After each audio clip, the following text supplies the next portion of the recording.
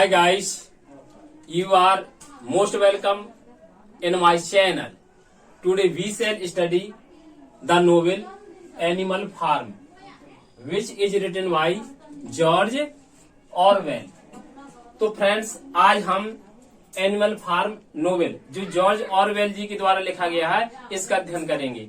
और तो फ्रेंड्स, आज हम जैसा कि पता है कि पढ़ रहे हैं एनिमल फार्म। ये नोवेल है, एक फिक्शन है जो जॉर्ज ऑरवेल जी के द्वारा लिखा गया है। और हम इसकी वन लाइनर आंसर्स पढ़ने से पहले इसकी कुछ हम समरी देखेंगे। इस नोवेल की कुछ हिंदी में इसका सारांश पढ़ेंगे। वैसे नोवेल में 10 चैप्टर हैं, काफी बड़ा है और समरी को ज्यादा डिटेल में बता पाना तो बड़ा कठिन है, लेकिन फिर भी एक शॉर्ट समरी में बताने की आपके लिए कोशिश करूंगा। और ये नोवेल हमेशा ही आपके लिए भी बहुत महत्वपूर्ण है, क्योंकि ये टीजीटी, पीजीटी, लेक्चरर या केबीएस है ना, एनबीएस, जो भी इंग्लिश लिटरेचर की कंपटीशंस हैं उनमें अक्सर इससे क्वेश्चंस पूछे जाते हैं।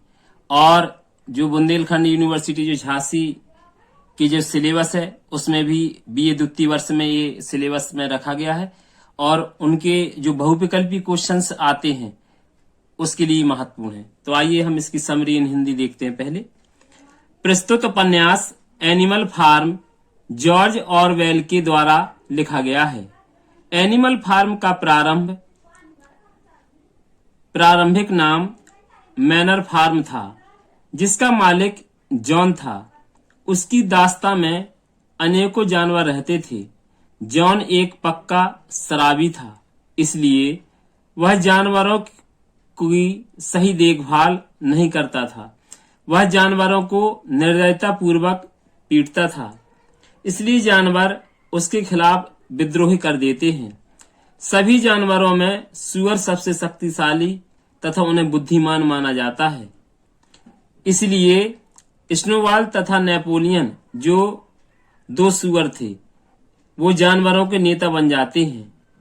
लेकिन नेपोलियन एक चाल चलता है और नेपोलियन अपने कुत्ते छोड़कर स्नोबॉल को एनिमल फार्म से भगा देता है, क्योंकि नेपोलियन को स्नोबॉल के द्वारा सुझाया गया विंडमिल अर्थात पवन चक्की का विचार पसंद नहीं आया था और नेपोलियन एक छत्र स्वयं शासन करना चाहता था एनिमल फार्म में, क्योंकि वो चाहता था कि मैं ही सर्वा इस एनिमल फार्म का बन जाऊं। इसलिए वो चालबाजी से स्नोबॉल था, जो एक इंटेलिजेंट यानी जो नेता होता है सुअरों का, उसे भगा देता है।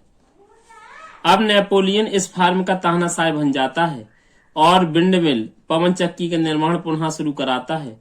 लेकिन वो पवन चक्की हवा की झोंकों से गिर जाती है और नेपोलियन झूठा आरोप लगा देता है कि स्नोबॉल रात में आया था और वही गिरा करके चला गया है। जो एनिमल फार्म में 7 नियम बनाए गए थे, जैसे 2 टांगों से चलने वाला उनका शत्रु है, कोई जानवर कपड़ा नहीं पहनेगा, कोई जानवर पलंग पर नहीं सोएगा, कोई जानवर शराब नहीं पिएगा। ये सारे रूल्स नेपोलियन तोड़ देता है और खुद शराब पीने लगता है और अच्छे अच्छे पलंगों में, बिस्तरों में सोने लगता है। लेकिन नेपोलियन ये सारे नियम क्या होता है, तोड़ देता है। अब जानवर नेपोलियन के शासन में परेशान हो जाते हैं, क्योंकि नेपोलियन एक दुष्ट शासक होता है। कुछ जानवर एक एक करके मरने लगते हैं, क्योंकि उन्हें भरपेट खाने को नहीं दिया जाता था और उनसे अत्यधिक काम कराया जाता था, उनका शोषण किया जाता था।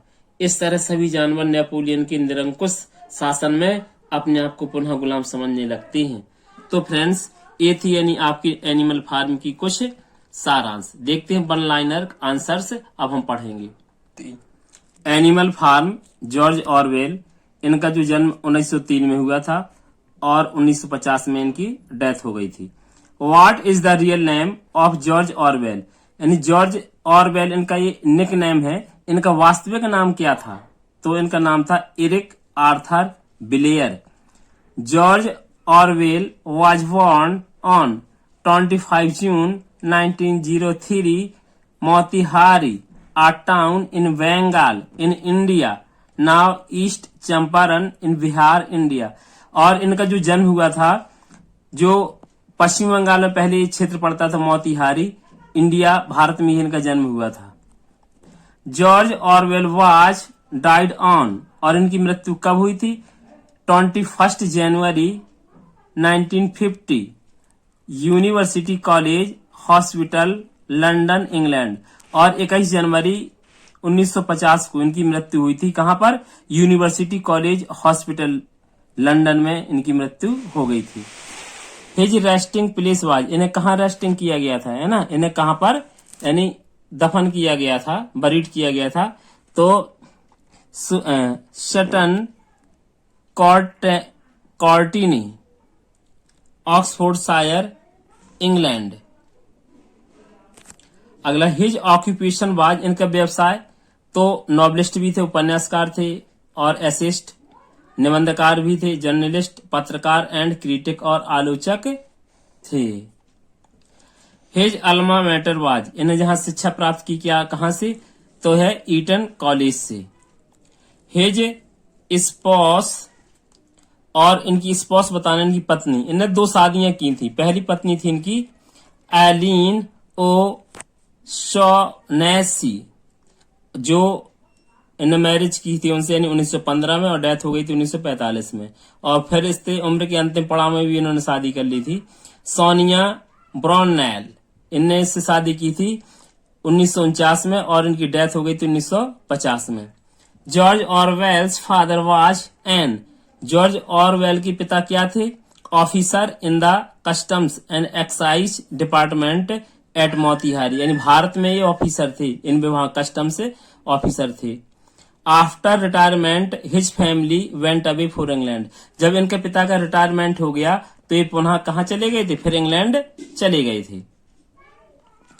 और on the suggestion of his friends George Orwell got a job in, और जॉर्ज ऑरवेल को भी इंडिया में, भारत में एक जॉब मिल गया था। कहां पर?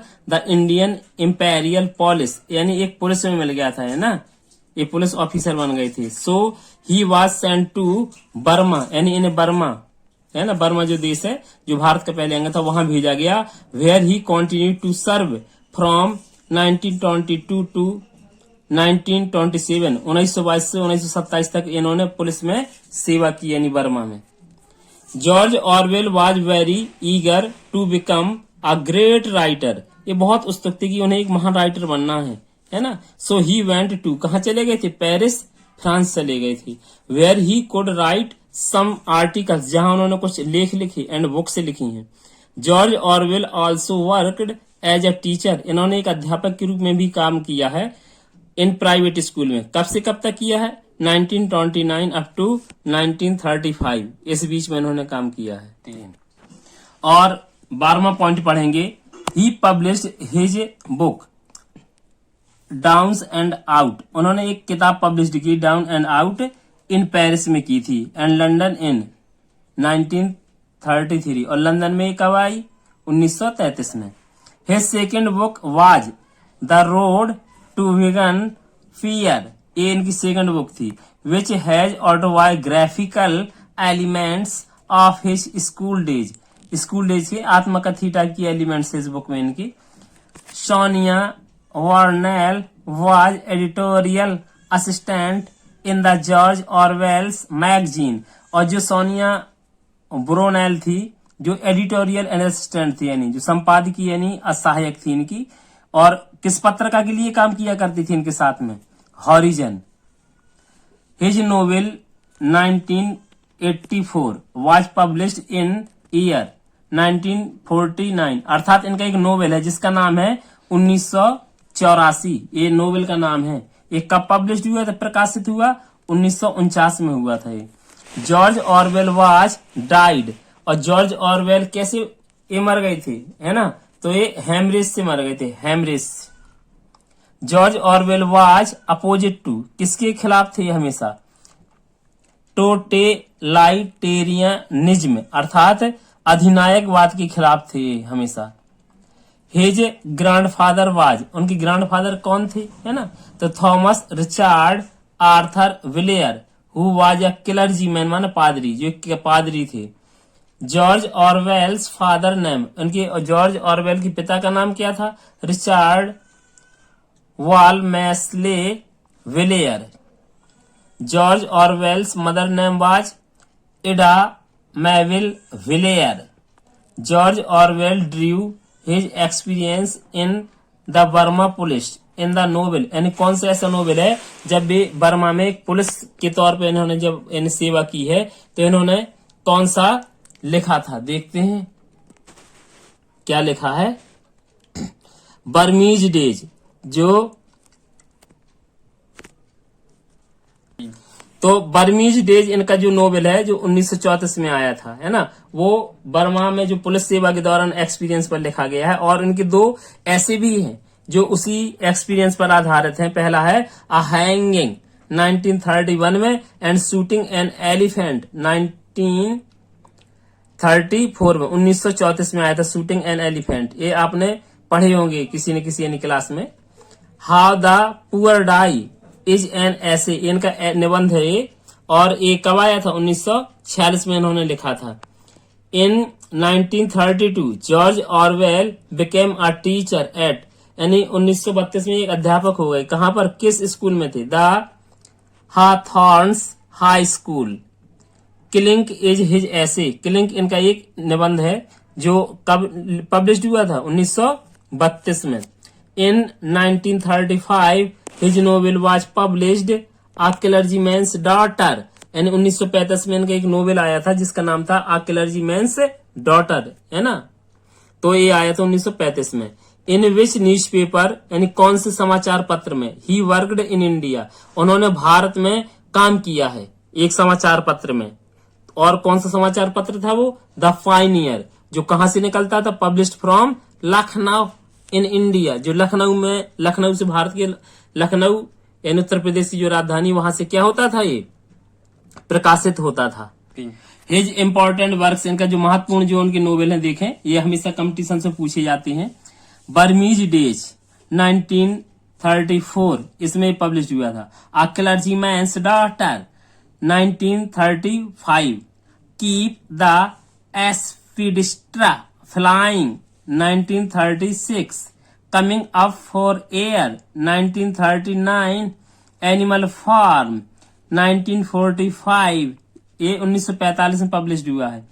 और 1984 ये नोवेल का नाम है, ये हुआ था 1949 में।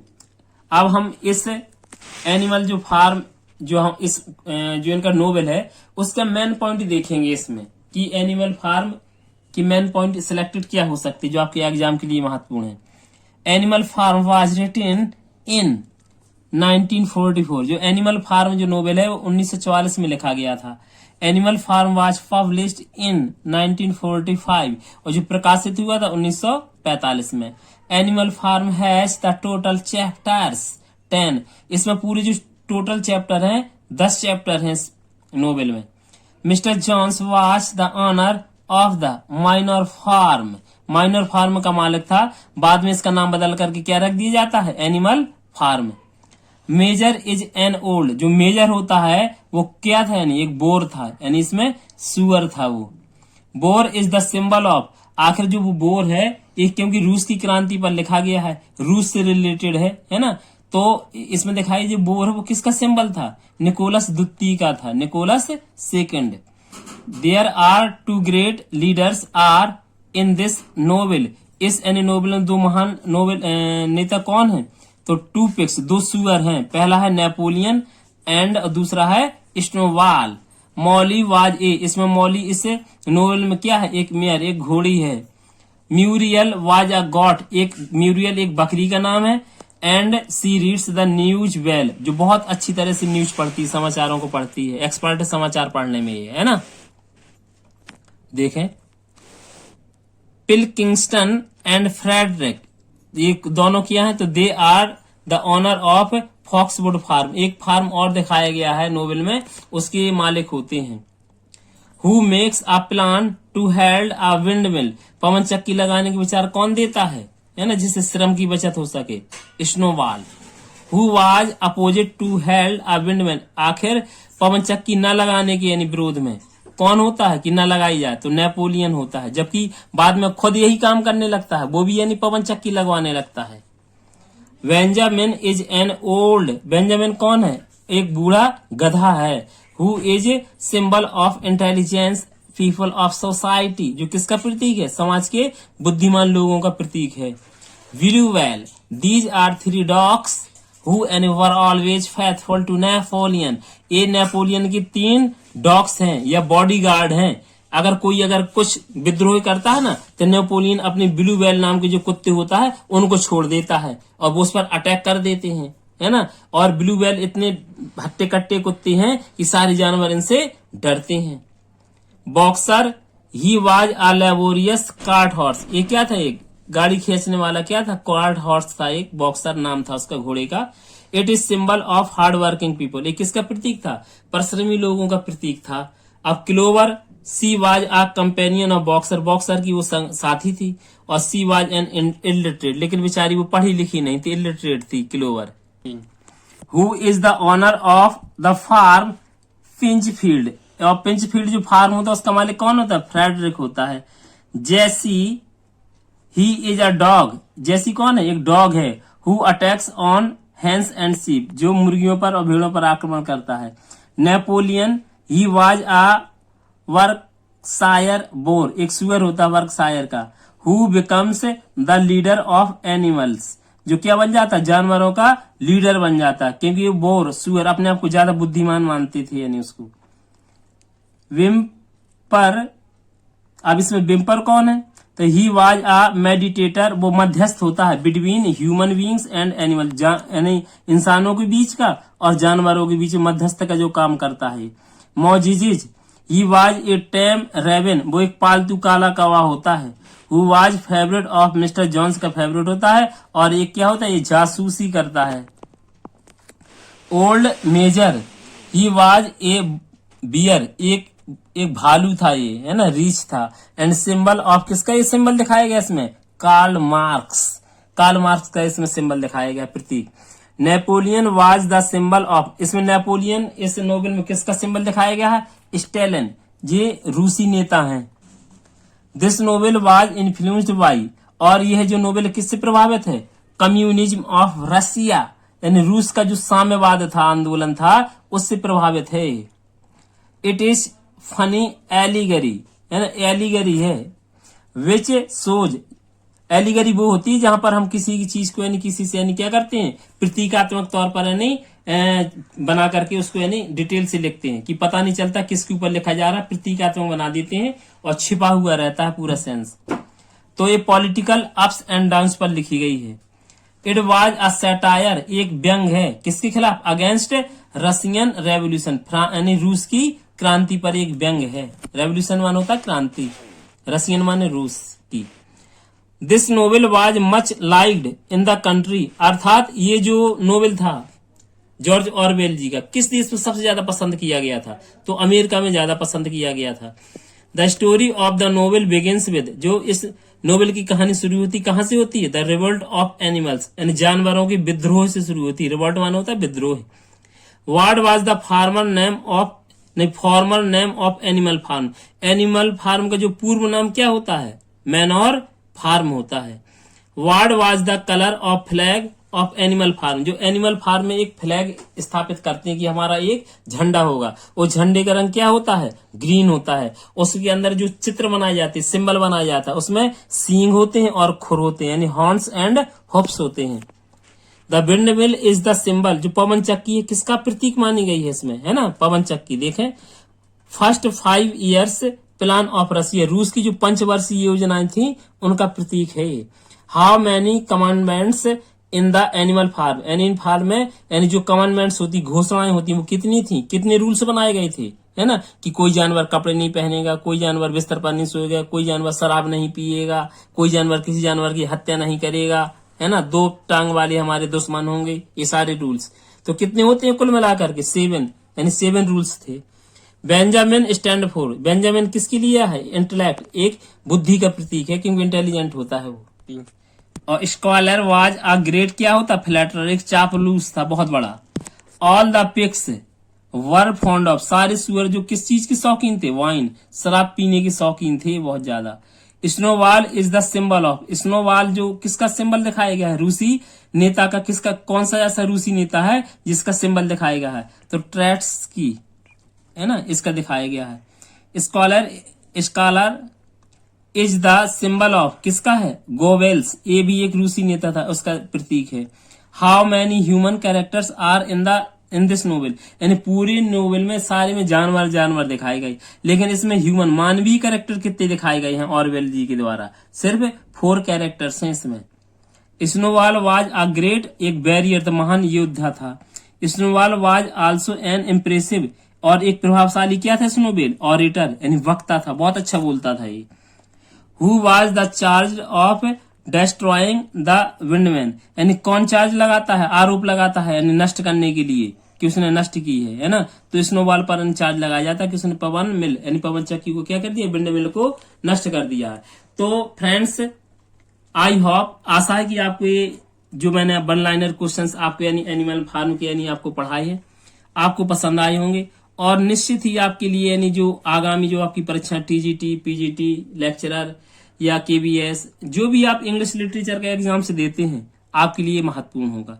और जो बुंदेलखंड यूनिवर्सिटी ऑफ झांसी यानी यूपी में जो है, कहते उसके लिए भी बहुत महत्वपूर्ण है, क्योंकि उसमें इस सिलेबस में है उसके, और बहुविकल्पीय क्वेश्चंस पूछे जाने हैं जो उनके लिए मदद करेगा। लेकिन मैं आपसे यही चाहता हूं कि जो नोट्स मैं परिश्रम से आपके लिए बना रहा हूं, जो अपने दोस्तों तक यानी इसको शेयर करें, जिससे उनको भी इसका लाभ मिल सके और वो इसका लाभ लें, है ना।